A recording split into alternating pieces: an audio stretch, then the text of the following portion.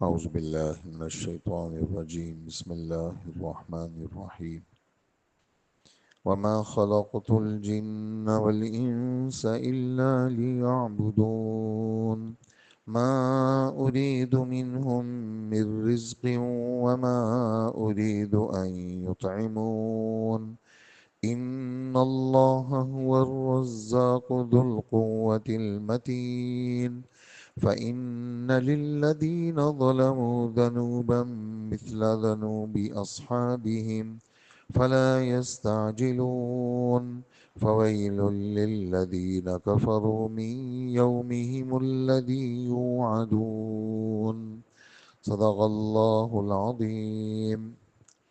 آیت نمبر 56 سے 60 تک کی تلاوت آپ حضرات نے سنی اور اسی پر سورہ زاریات ختم ہو گئی۔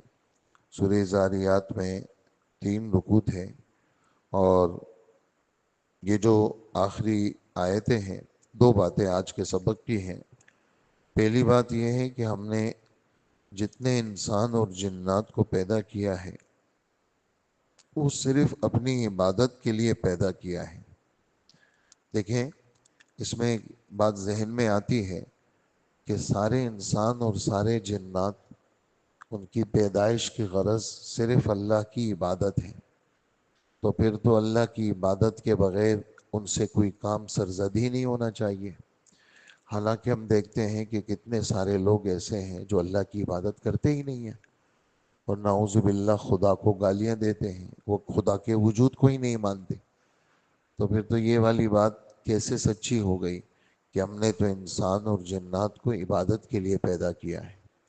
تو اس کا جواب یہ ہے کہ یہاں جنات اور انسان سے مراد مومنین ہیں، اور حضرت عبداللہ ابن عباس رضی اللہ عنہما کی ایک قرات یہ بھی ہے کہ وَمَا خَلَقْتُ الْجِنَّ وَالْإِنسَ مِنَ الْمُؤْمِنِينَ، ہم نے ایمان والے انسان اور جنات کو صرف اپنی عبادت کے لیے پیدا کیا ہے۔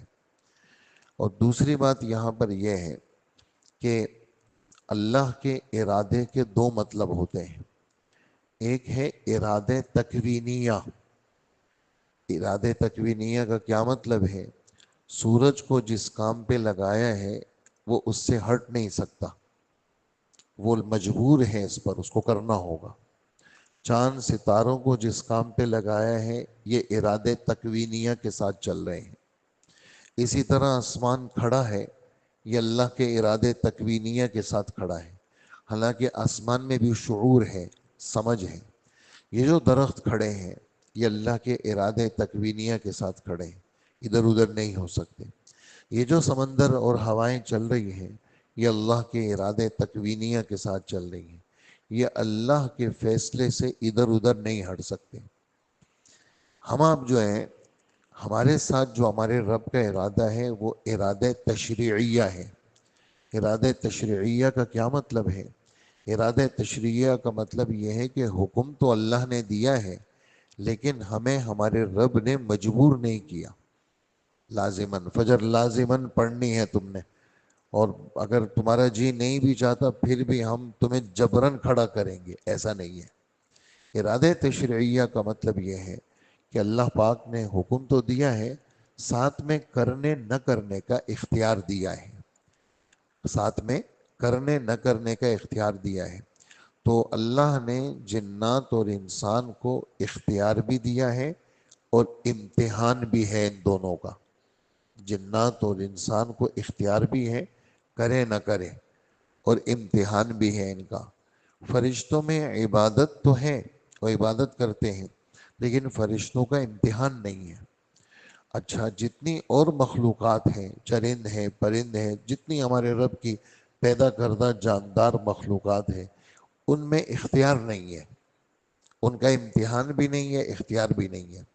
ہمارے پاس اختیار بھی ہے اور ہمارا امتحان بھی ہے کہ ہم اگر کریں گے تو ہم سرخرو ہوں گے، نہیں کریں گے تو ہمیں عذاب ہوگا۔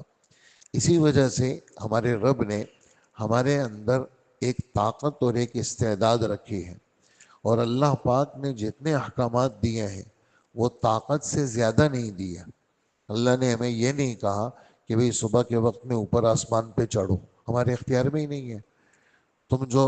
تم ایسا کرو، تم فجر کے لیے تم پہلے سمندر میں کودو پھر آؤ۔ سمندر میں کودنا ہمارے اختیار میں نہیں ہے۔ جو چیز ہمارے اختیار میں نہیں ہے اس کا ہمارے رب نے حکم بھی نہیں دیا۔ جو چیز ہمارے اختیار میں نہیں ہے اس چیز کا ہمارے رب نے ہمیں حکم بھی نہیں دیا۔ تو اللہ پاک نے جیسے ہمارے نبی صلی اللہ علیہ وسلم کی ایک حدیث ہے، ارشاد فرماتے ہیں کل مولود یولد علی فطرت الاسلام، ہر بچہ جو پیدا ہوتا ہے وہ مسلمان پیدا ہوتا ہے، چاہے کافر کے گھر میں ہے لیکن مسلمان ہے۔ بھئی کیسے مسلمان ہے؟ ہاں، اس میں اسلام کے قبول کرنے کی طاقت ہے، استعداد ہے، وہ تخم ہے اس کے اندر، وہ بیج ہے اس کے اندر، وہ سمجھ ہے اس کے اندر، وہ عقل ہے اس کے اندر۔ لیکن پھر کیا اس کے ماں باپ اگر یہودی ہیں تو یہ یہودی بن جائے گا، اور اگر اس کے ماں باپ عیسائی ہیں تو اس کو عیسائی بنا دیں گے، اگر اس کے ماں باپ جو ہے نا مشرک ہیں تو اس کو مشرک بنا دیں گے۔ ورنہ ہر بچے کے اندر اسلام کے قبول کرنے کی استعداد ہے۔ ایسے ہی ہر جن اور ہر انس کے اندر اللہ پاک نے عبادت کی طاقت رکھی ہے، عبادت کا استعداد رکھا ہے۔ وہ اس کی مرضی ہے کرے نہ کرے، کرے گا تو اللہ کے ہاں اس کو جنت ملے گی، نہیں کرے گا تو وہ دوزخ ملے گی۔ اچھا، پھر دوسری بات ذہن میں یہ آتی ہے کہ انسان اور جنات تو اور بھی بہت سارے کام کرتے ہیں، عبادت سے ہٹ کے بھی بہت سارے کام کرتے ہیں، چاہے مسلمان ہی کیوں نہ ہو۔ ہر وقت نماز نہیں پڑھتے، ہر وقت روزہ نہیں رکھتے، ہر وقت حج نہیں کرتے، ہر وقت جو ہے وہ اور دیگر کام بھی کرتے ہیں۔ تو اللہ پاک نے یہ بات جو فرمائی ہے کہ ہم نے انسان اور جنات کو اپنی عبادت کے لیے پیدا کیا ہے، اگر ان سے کوئی اور کام سرزد ہو تو وہ اس کے خلاف نہیں ہے۔ اور ایک بات، ہم چونکہ مسلمان ہیں اور محمد صلی اللہ علیہ وسلم کے ماننے والے ہیں، تو ہمارا یہ عقیدہ ہے کہ حضور صلی اللہ علیہ وسلم کے طریقے پر پیشاب کرنا بھی عبادت ہے، حضور کے طریقے پر سونا بھی عبادت ہے، حضور کے طریقے پر تجارت کرنا بھی عبادت ہے، حضور کے طریقے پر اپنے گھر والوں سے ملنا، اپنی جائز خواہش پوری کرنا، یہ بھی عبادت ہے۔ یہاں تک کہ اپنی بیوی کو لقمہ بنا کے منہ میں دینا، یہ بھی حضور فرماتے ہیں اللہ اس پر بھی اجر دیتے ہیں۔ تو اللہ جل جلالہ نے عبادت کے لیے پیدا کیا ہے، تو ایمان والوں کی، محمد صلی اللہ علیہ وسلم کے ماننے والوں کا جو وقت گزرتا ہے، اگر محمد صلی اللہ علیہ وسلم کے طریقے پہ گزرتا ہے تو اللہ پاک ان کے 24 گھنٹے عبادت میں شمار کرتے ہیں۔ چاہے وہ اپنی ذاتی خواہش پوری کر رہے ہیں، کپڑا پہننا ہے لیکن اللہ کے رسول کے طریقے پہ پہنا تو عبادت بن گیا۔ دنیا بھر کے جتنے کام ہیں وہ سارے نبی کی ترتیب پر کرنے سے اللہ پاک کیا بنا دیتے ہیں؟ عبادت بنا دیتے ہیں۔ اسی طرح میں نے چونکہ ان کو عبادت کے لیے پیدا کیا ہے تو میں ان سے یہ درخواست نہیں کروں گا کہ تم مخلوق کو رزق پہنچاؤ، اور میں یہ بھی درخواست نہیں کروں گا کہ تم مجھے کھلاؤ۔ وجہ، یہ رزق پہنچانے کا کام صرف میرا ہے۔ لوگ تو سمجھتے ہیں بھائی آج ایسا ہو گیا تو ہم کھائیں گے کہاں سے، اور ہم یہ کریں گے تو ہم کھائیں گے کہاں سے۔ ہمارے رب فرماتے ہیں کہ رزق کا جتنا مدار ہے وہ صرف اللہ نے اپنے کنٹرول میں رکھا ہے۔ اس لیے جتنے دنیا کے چرند پرند ہیں، جانور ہیں، ان کو کوئی مخلوق، کوئی دنیا کی طاقت، کوئی حکومت، سمندر کی مچھلیوں کو کوئی مخلوق رزق نہیں دیتی، اللہ دیتے ہیں۔ جنگل کے جتنے بڑے بڑے جانور ہیں، تازی تازی چیزیں کھاتے ہیں، ان کو رزق اللہ دیتے ہیں۔ یہ جتنے پرندے ہیں یہ صبح نکلتے ہیں، ان کے لیے کوئی نظم حکومت نہیں بناتی، انسان نہیں بناتے، بلکہ اللہ جل جلالہ ان کو اللہ روزی دیتے ہیں۔ تو میں تم سے یہ نہیں کہتا مخلوق کو رزق پہنچاؤ، بلکہ رزق تو رزاق تو میں ہوں اور میں رزق دیتا ہوں۔ اور اسباب رزق کیا ہے؟ لوگ کہتے ہیں جی اسباب رزق معیشت کو پڑھنا، دکان کا کھولنا، تجارت کا کھولنا، یہ اسباب رزق ہے۔ یہ اسباب رزق نہیں ہے، یہ تو اصل مسبب الاسباب کے ساتھ جڑ جانا، اطاعت کی برکت سے اللہ رزق دیتے ہیں۔ صبح صادق سے لے کر کے طلوع آفتاب تک یہ جو وقت ہے روزی کی تقسیم کا وقت ہے، اس وقت میں آدمی جاگ کر کے اللہ سے مانگتا رہے، یہ اسباب رزق میں سے ایک سبب ہے۔ اسی طرح استغفار، اللہ سے بخشش طلب کرنا، بار بار بخشش طلب کرنا، یہ بھی رزق کے اسباب میں سے ایک سبب ہے۔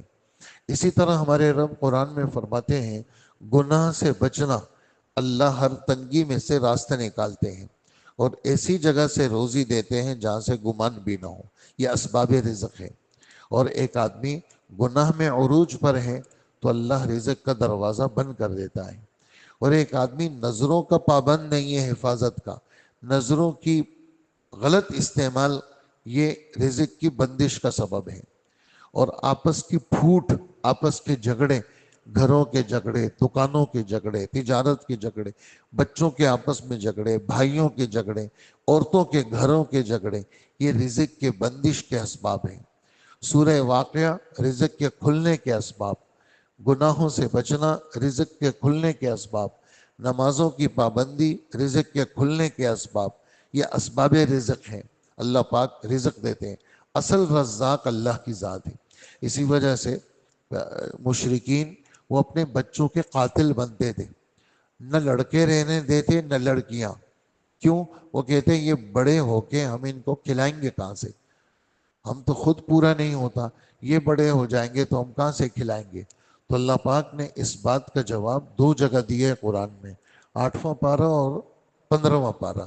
ارشاد فرماتے ہیں کہ اپنے بچوں کے قاتل مت بنو، روزی کے ختم ہو جانے کی وجہ سے کہ بھی رزق ختم ہوگا ہم اپنے بچوں کو ہی قتل کریں، کہ ایسا مت کرو، ان کو بھی رزق ہم دیتے ہیں اور تمہیں بھی رزق ہم دیتے ہیں، تمہیں بھی رزق ہم دیتے ہیں، ان کو بھی رزق ہم دیتے ہیں، دونوں جگہ الگ الگ۔ ایک جگہ ہے تمہیں رزق ہم دیتے ہیں، ان کو بھی رزق ہم دیتے ہیں، ایک جگہ ہے ان کو بھی ہم رزق دیتے ہیں، تمہیں بھی ہم دیتے ہیں۔ اور ارشاد فرماتے ہیں 21واں پارے کا 3واں صفحہ کہ جتنے دنیا کے جانور ہیں ان میں سے اکا دکا اپنے لیے اسٹاک رکھتے ہیں، جیسے چیونٹی ہے وہ اپنے لیے 6 مہینے کا اسٹاک رکھتی ہے، جیسے چوہا ہے یا سانپ ہے یہ اپنے بلوں کے اندر اپنی روزی رکھتے ہیں۔ ارشاد فرماتے ہیں اس سے ہٹ کے جتنے جانور ہیں اللہ ان کو بھی رزق دیتے ہیں اور اللہ تمہیں بھی رزق دیتے ہیں، لیکن کاروبار کا پورا سیٹ اپ یہ رازق نہیں ہے، رازق تو اللہ کی ذات ہے۔ یہ بات تو قرآن میں قسم کھا کے فرما رہے ہیں، تمہاری روزی کا فیصلہ آسمانوں میں ہوتا ہے، تمہاری روزی کا فیصلہ اسی صورت میں ہمارے رب نے یہ بات فرمائی جو ہم نے رمضان سے پہلے بیان کیا تھا، آخری اس میں یہ بات تھی کہ آسمان میں تمہاری روزی کا انتظام ہے، اور میں قسم کھاتا ہوں تمہارا رب، آسمان اور زمین کا رب میں قسم کھاتا ہوں یہ بات سچی ہے۔ اس لیے رزق کا معاملہ وہ خالص اللہ کے پاس ہے، اللہ کو چھوڑ کے روزی کا بندوبست اور روزی کے لیے مارا مارا پھرنا یہ عقل بندی نہیں ہے، بلکہ اللہ کو ساتھ لے کر کے اللہ پاک عافیت والی روزی دے دے۔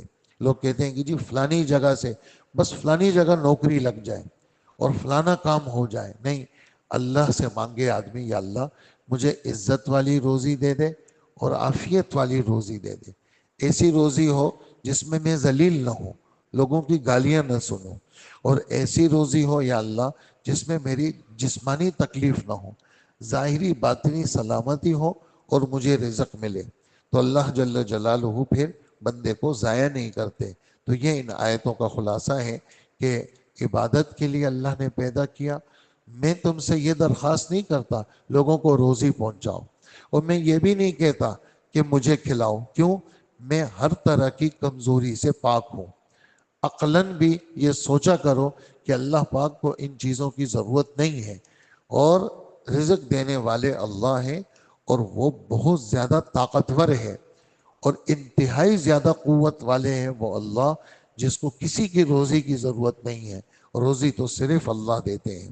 اس لیے اللہ اپنے بندوں پر مہربان ہے۔ یہ بھی قرآن کی آیت کا ترجمہ ہے 25ویں پارے کا۔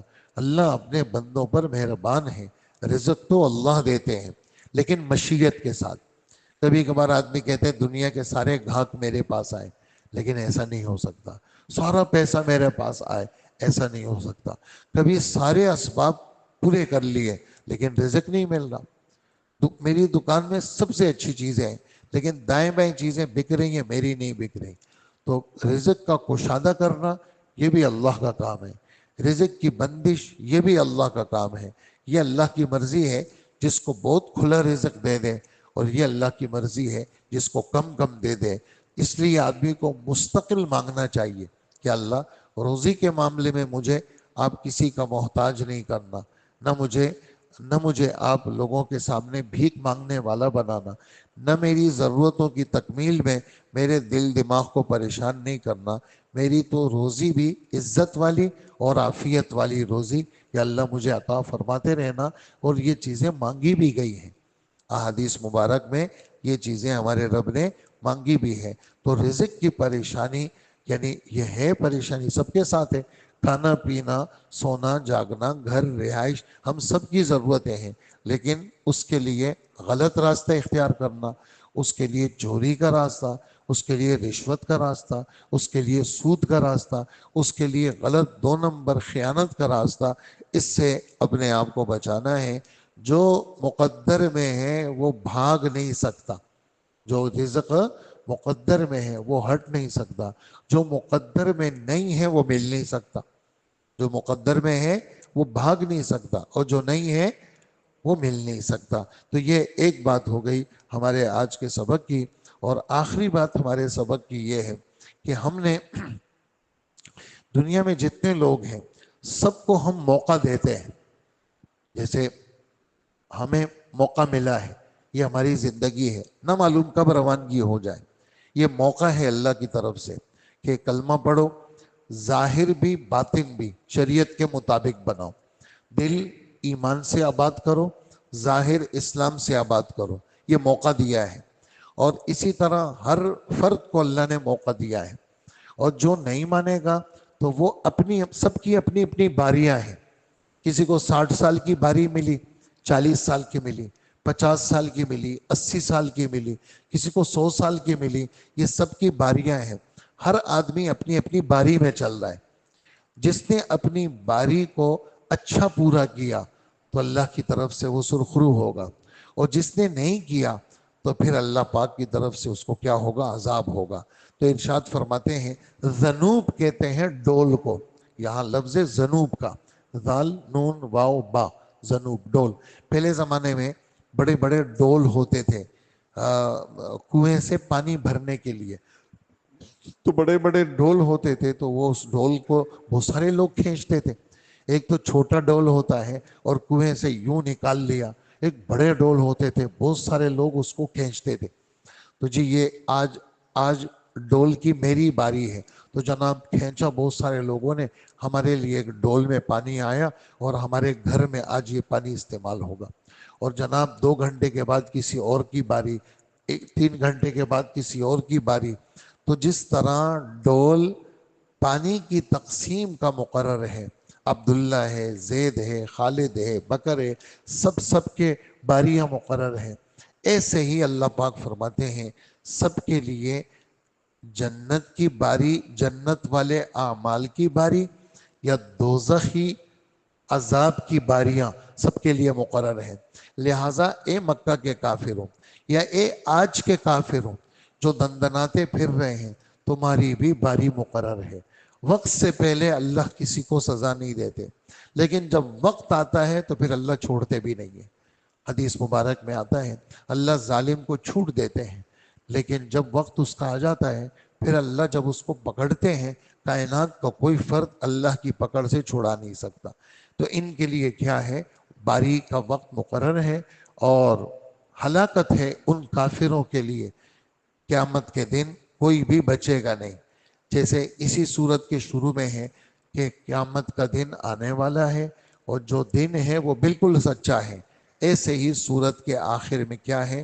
وہ بھی آخرت کا، صورت کے شروع میں بھی قیامت کا بیان، صورت کے آخر میں بھی قیامت کا بیان، کسی چیز کے ابتدا میں اور انتہا میں جو ایک ہی بیان ہو وہ اس چیز کے حسن کو بڑھا دیتی ہے۔